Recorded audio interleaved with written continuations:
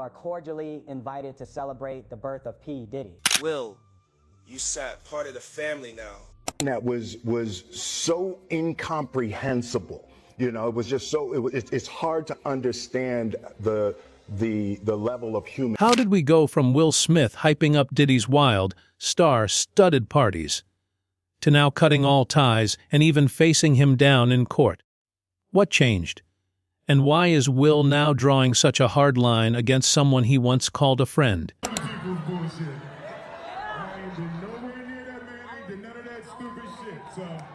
Whenever y'all hear it, if somebody say that, it's a damn lie. There was a time when Will Smith and Diddy were side by side in Hollywood's high society. Two names that seemed permanently linked by fame, fortune, and those infamous late-night parties. Expensive drinks, beautiful women, and quiet rumors all blended into the soundtrack of the elite. Will wasn't just in the room.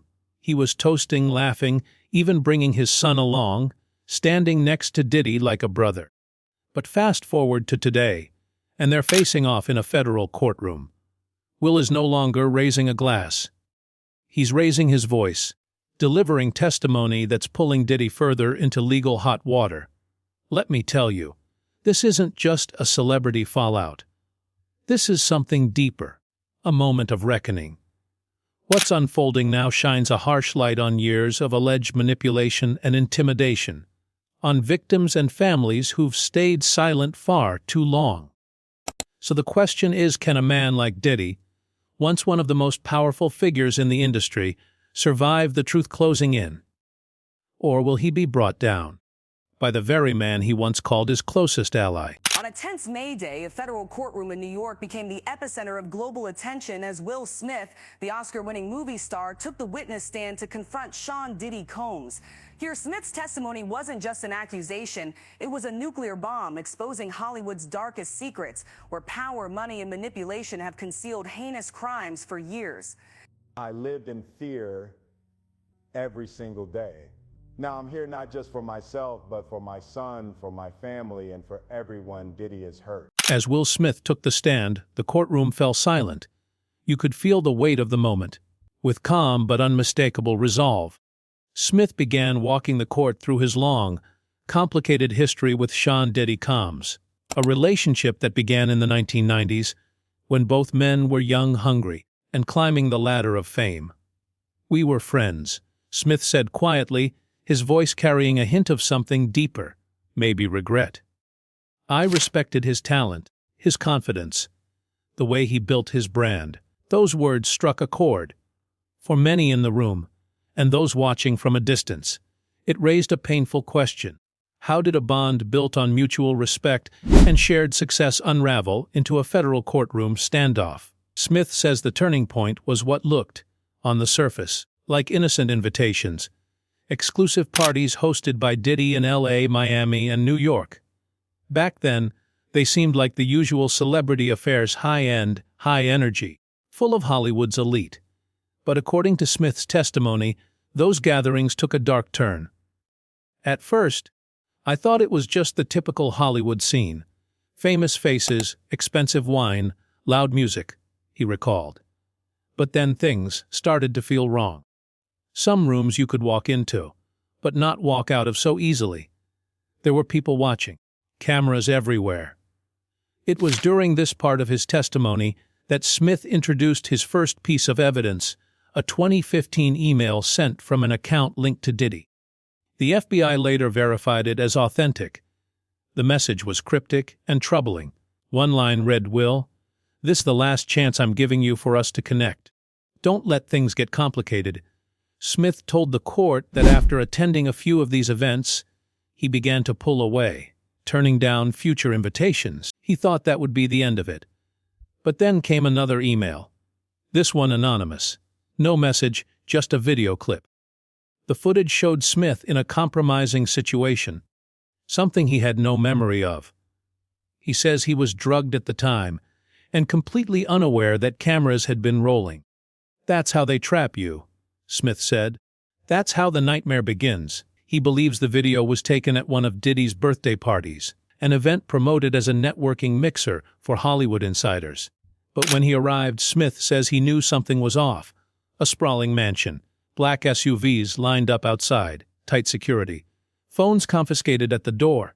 Inside, dim lights, strange music, mirrors covering the walls, and an overwhelming sense that someone, or something, was always watching. It didn't feel like a party, Smith recalled. It felt ritualistic. And then Diddy approached him, said something that, even in that moment, Smith thought sounded completely unhinged. Then, with a chilling grin, Diddy led Will into a private back room, one that would change everything. What he saw inside left him stunned. According to Smith, the room was full of well-known celebrities, both men and women, engaging in disturbing behavior for a select group of onlookers. These weren't performances for cameras or crowds. This was something else. Something darker. Some of the people present, Smith recalled, looked far too young to be in that kind of environment. And Diddy? He just stood there, laughing. That was the moment Smith says he realized he'd been lured into something he couldn't easily walk away from. From there, his life began to spiral into what he described as a shadow world, a hidden network of control and manipulation. Every time he declined one of Diddy's party invites, something strange would happen in his career. A movie role would fall through. A project he was attached to would mysteriously get shelved. Suddenly, damaging headlines would appear out of nowhere. Stories claiming he was unstable, that he was unfaithful, or even questioning his sexuality. Smith says Diddy never directly threatened him. But the message came through loud and clear. You don't get to run your own life anymore. They told me that if I didn't keep participating, the video would be sent to the media, to Jada, and it would destroy my family. I lived in fear that the whole world would see me differently, not as Will Smith the actor, but as a failed man who couldn't protect his family. But what really shocked everyone in that federal courtroom wasn't just what Will Smith had to say about himself. It was what he revealed about his son, Jaden. With the room hanging on every word, Smith alleged that Diddy didn't stop with him. He claimed that in 2013, Diddy invited a young Jaden Smith to a private meeting, supposedly to discuss launching his music career. At the time, Smith said he trusted Diddy. They had a good relationship. So when the invite came, Will encouraged Jaden to go. He believed it was a great opportunity. Now, he says it was the worst decision he ever made. According to Smith, Jaden came back from that meeting visibly shaken, panicked. And no matter how many times Will asked what happened, Jaden wouldn't say a word. But the change was obvious. Smith said his son began to withdraw emotionally, showing clear signs of trauma. With tears in his eyes, Smith told the court, "My son was no longer the same." Jaden became distant, afraid. "I knew something terrible had happened, but I couldn't protect him. Because when I confronted Diddy, that's when I realized he had all the power, videos, connections, a system that protected him." The courtroom went silent, then erupted into hushed murmurs. It was a turning point. Diddy's legal team, led by high-profile attorney Benjamin Carter, known for flipping cases on their heads, wasted no time firing back. Carter called Smith's testimony a complete fabrication, designed to destroy Diddy's name in the court of public opinion. He argued that Smith, still under scrutiny for his infamous Oscar slap in 2022, was trying to shift the spotlight away from his own personal troubles. There is no such video, Carter stated firmly, urging the judge to dismiss the claims due to a lack of hard evidence. Meanwhile, Diddy sat at the defense table, his face calm, nearly blank. But those watching closely noticed his hands clenching tight, as if he were holding back a flood of emotion. Rage, anxiety, or both. When the judge asked if he wished to respond directly, Diddy, through his lawyer, declined. Instead, his team submitted a stack of documents, letters, contracts, and communications, aimed at painting his relationship with the Smiths as strictly professional. They even pointed to a 2012 email where Will Smith personally thanked Diddy for helping promote one of Jaden's music projects, using it to argue that there had been no bad blood and certainly no sinister intent. That was so incomprehensible. You know, it was just so, it's hard to understand the level of human. Overcome with emotion and fury over the grip Diddy had on his life, Will Smith finally lost it in court. He stood up, visibly shaken, and shouted, "You keep lying! You left me no choice!" Smith went on to describe how every time he considered speaking out, a text or call would come through, always a reminder. "You made it clear," he said, "that you could ruin me, and ruin Jaden, at any moment." Choking back emotion, Smith continued, "He was just a kid. He had his whole life ahead of him. I stayed quiet because I was trying to protect my son." The courtroom sat in stunned silence as Smith described years of fear and manipulation. He claimed Diddy forced him to attend parties, just to make sure damaging videos, allegedly involving both him and Jaden, never saw the light of day. To support Smith's testimony, prosecutors rolled out new evidence on the spot, a series of threatening texts and voicemails Smith had received between 2014 and 2019. These weren't just any messages. They came from burner phones and carried thinly veiled warnings like, "Don't make us act. Your family deserves peace, don't they? You know what to do, Smith." Then came something even more damning, a financial record showing that in 2016, Smith wired $500,000 to a shell company believed to be linked to Diddy. That wasn't a loan, Smith told the court. It wasn't an investment. It was the price I had to pay to keep my family safe. But even after that, I've lived in fear. Even now. Prosecutors argued this was clear evidence of an extortion scheme, one Diddy allegedly used to maintain control over not just Smith, but others in the entertainment world as well. And according to Smith, the nightmare didn't stop when Diddy went to jail. He told the court that even with Diddy behind bars, the threats continued, this time coming from people still loyal to him. At one point, Smith admitted something deeply personal after Diddy's arrest. He didn't want justice. He just wanted peace. "I thought maybe if I stayed quiet, if I distanced myself, if I pretended I had nothing to do with him or what he did, maybe my family could live like normal people." The Smith had even gone so far as to publicly deny any ties to Diddy, hoping to escape the shadow of the scandal once and for all. I ain't been nowhere near that man. I ain't did none of that stupid shit. So whenever y'all hear it, if somebody say that, it's a damn lie. But things didn't play out the way Will Smith had hoped. Despite staying quiet, the pressure didn't let up. Diddy's inner circle wasn't just trying to protect him. They were doing everything they could to keep Smith silent. Smith says he was repeatedly warned not to speak to the media or share anything that might damage Diddy's reputation. Even though Smith complied, the heat kept building. As Diddy's legal troubles deepened, so did the threats.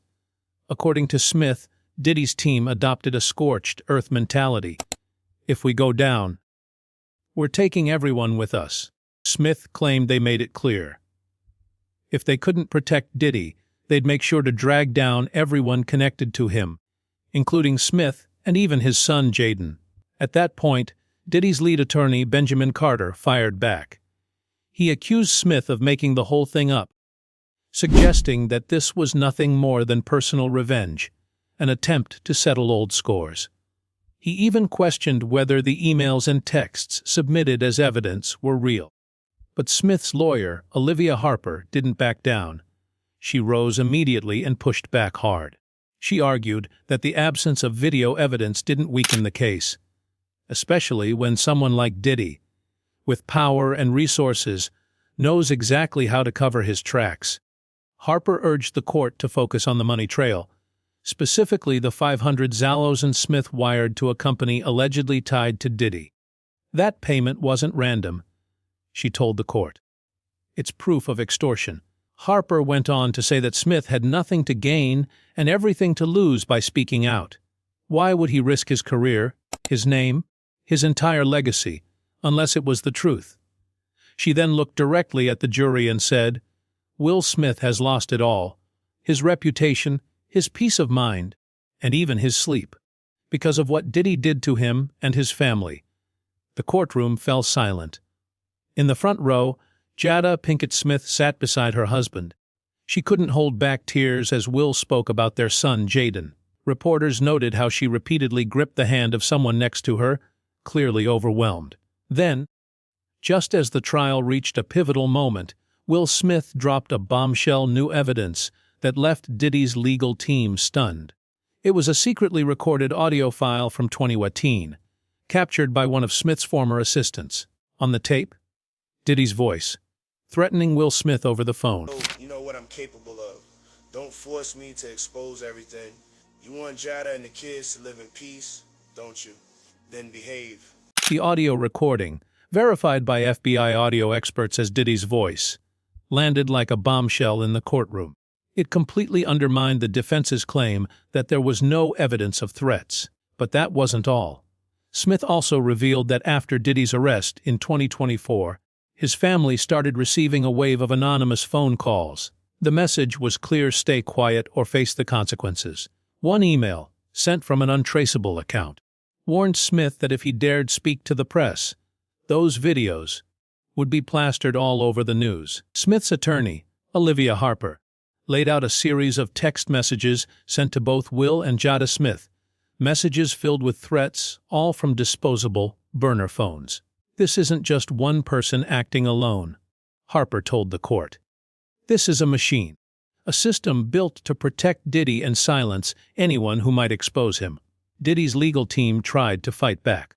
They argued the recording might have been faked and claimed the threatening messages weren't directly connected to their client.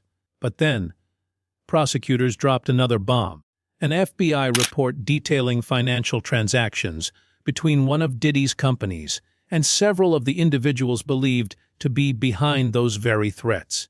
According to the report, Diddy's front company had spent millions, yes, millions, on reputation management, which allegedly included hiring people to intimidate potential witnesses. Then came a shocking testimony from a former hacker. He used to work for a cybersecurity firm linked to Diddy and testified that he had been hired to scrub videos from servers. But not all the footage was lost. Some survived, and the FBI now has it. And if that wasn't enough, Harper unveiled one more piece of damning evidence, an internal document from Bad Boy Entertainment. Leaked by a former employee, the document listed VIP guests for Diddy's exclusive parties. Will Smith's name appeared several times, flagged with disturbing notes like "requires monitoring" and "priority confidentiality."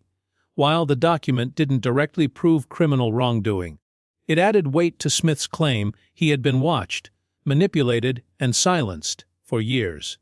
As court adjourned that day, Diddy sat silent. But his expression spoke volumes: anger, fear, and resignation all written on his face. One courtroom observer described him as cornered, fists clenched on the defense table. Meanwhile, his lawyer Benjamin Carter continued to hammer away at Smith's credibility, doing everything possible to cast doubt on the accusations. Will Smith, on the other hand, walked out of that courtroom looking drained but determined. Standing in front of a wall of reporters, he paused, took a long breath, and said, "I'm not doing this for me. I'm doing this for my son, for my family, and for everyone Diddy and his machine have hurt." It didn't sound like just a statement. It sounded like a declaration, a challenge, not just to Diddy, but to the entire system that has allowed abuse and corruption to hide behind fame and fortune for decades. As reporters shouted questions, Smith shook his head, got into his car, and left. But what he left behind was a courtroom and a country, now grappling with hard questions. Diddy's trial is still underway. But one thing is clear: Will Smith's testimony has shaken Hollywood to its core. It's forced us to ask, how many more secrets are buried in the entertainment industry? Will justice be served, or will money and power continue to shield the powerful? Whatever the outcome, one truth is undeniable. Will Smith's story is a stark reminder that even the most famous names can be victims of a system gone dark. This trial is doing more than seeking justice. It's exposing the truth. And in our legal system, that truth matters. No amount of fame or fortune can keep it hidden forever. Because in America, justice isn't just an idea, it's a promise. A promise one is above the law. That every voice has a right to be heard. And here's the question I'll leave you with tonight. If you were in Will Smith's shoes, would you have the courage to speak up? Would you stand for the truth, even if it meant risking everything? Let me know in the comments.